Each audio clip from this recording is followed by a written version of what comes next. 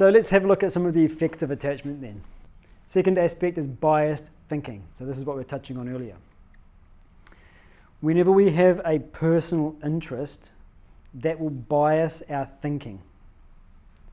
We have a preconceived notion of what ought to be or what is.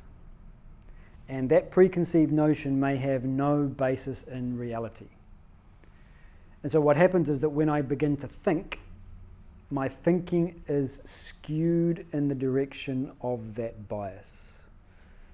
So it's like trying to walk in a straight line. If there's a crosswind blowing, I will be skewed in my trajectory. I won't be able to walk straight. Similarly, I can't think straight because I'm biased. So where do we see this kind of bias happening in society today? Here in the States?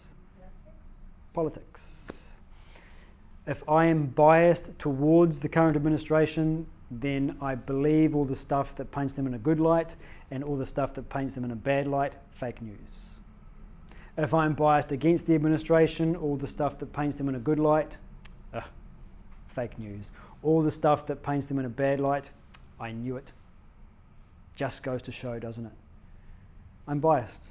I've already got a feeling of how things are, and my thinking goes along those lines.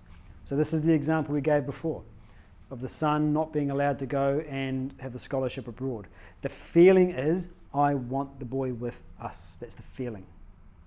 And the thinking is skewed in the direction to conform it to that feeling. So the conclusion I must draw is, the boy should be here.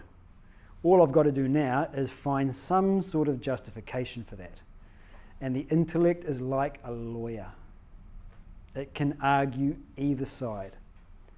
And if the intellect is not strong enough, and if we're not objective enough, then whatever justification we put in to conform to our bias, good enough.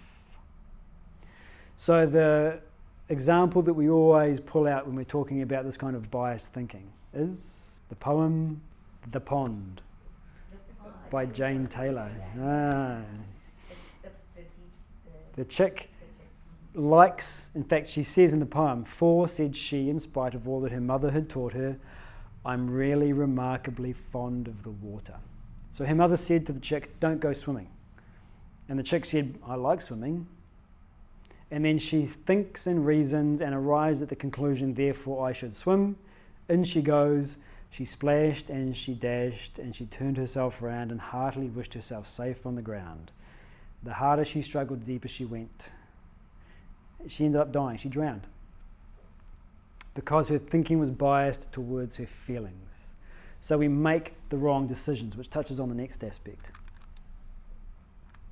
We make bad parenting choices.